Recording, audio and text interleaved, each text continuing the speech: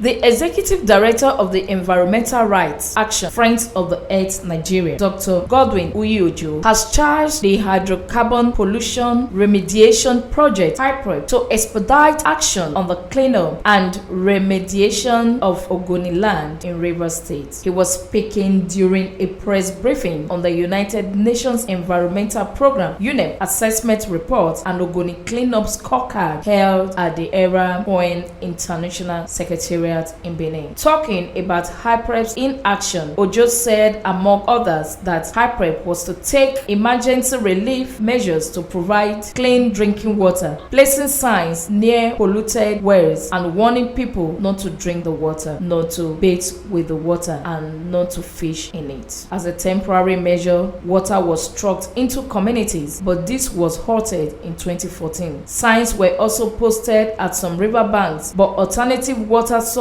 and livelihood support was not provided for people who continued to use the water despite the warning.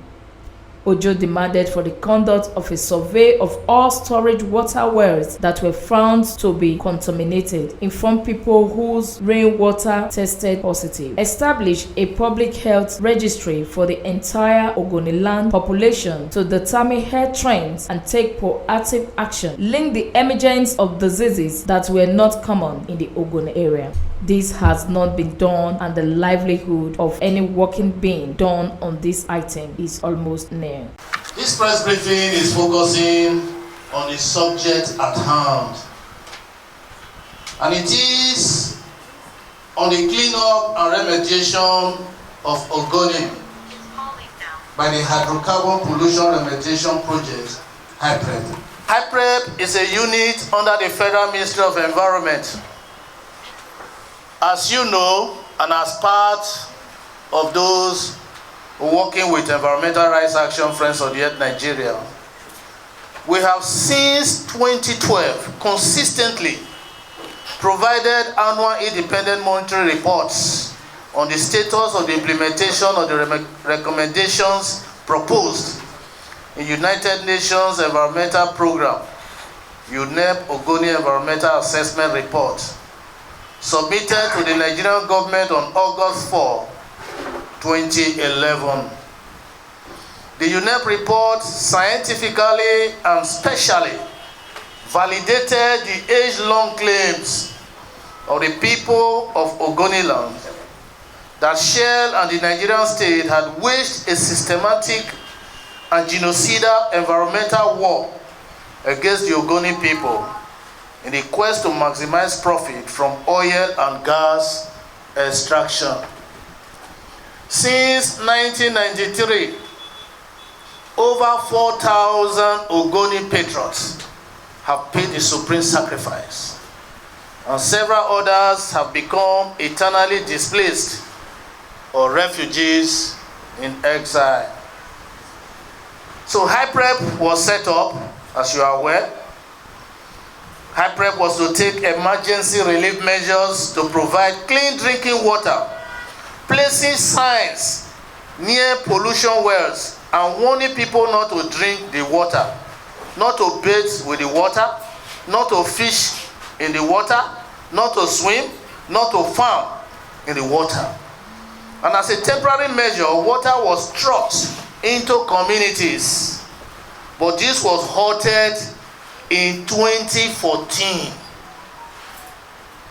Signboards were also posted at some river banks, but alternative water sources, livelihood sources, the fishing and farming, was not provided for the people who continue to use the water despite the warning. HYPREP was to establish an Ogoni Environmental Restoration Authority to oversee the cleanup of the region. The work of the authority should be funded by an Environmental Restoration Fund for Ogoni. HYPREP was to conduct a survey of all storage water wells near those oil wells that were found to be contaminated. They were to inform people whose rainwater tested positive. The agency was to conduct a comprehensive air quality monitoring across Ogoni land and should be initiated to detect ongoing pollution, to help establish guidelines for protecting public health, and to track improvements at sites where cleanup activities are underway.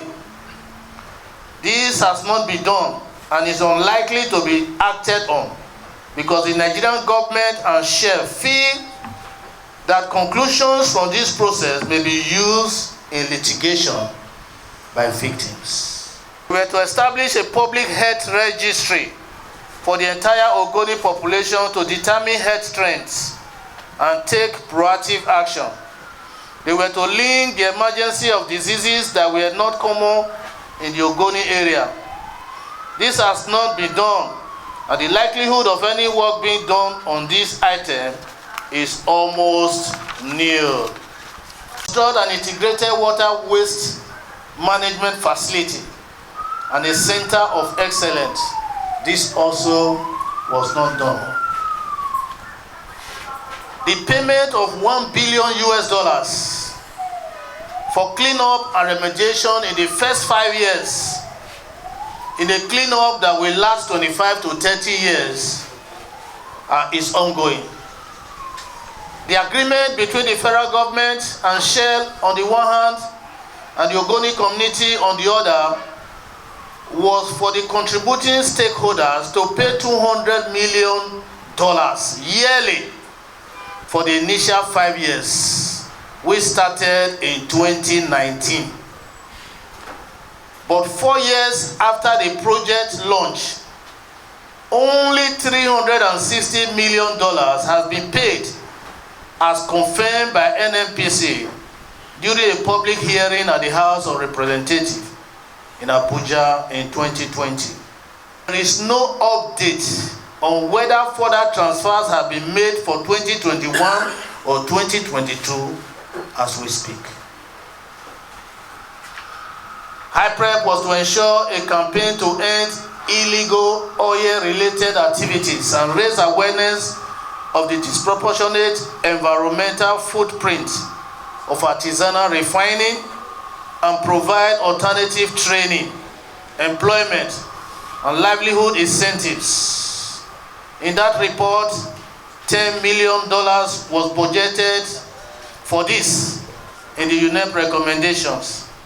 However, HYPREP does not have a clear work plan on this issue. On the UNEP scorecard, Ojo said, HYPREP, the special purpose vehicle set up to implement the Ogoni Cleanup process, has, despite the best efforts of concerned stakeholders, struggled to effectively deliver on any of the recommendations set out in the UNEP report. The agency lacks the manpower, strategies, expertise, and experience required to pull off a multifaceted cleanup, recommendation, and restoration project of this magnitude. Their unpreparedness for the task was made even more glaring with the bungling of the first phase cleanup scoping and contract awards. Going further, Ojo stressed that the cleanup process appears to have been jettisoned by the actions of the different ministers of environment who now run HYPREP as sole administrators. There have been 6 different ministers of environment since the project was launched in 2016. Anita Irene, reporting from Benin.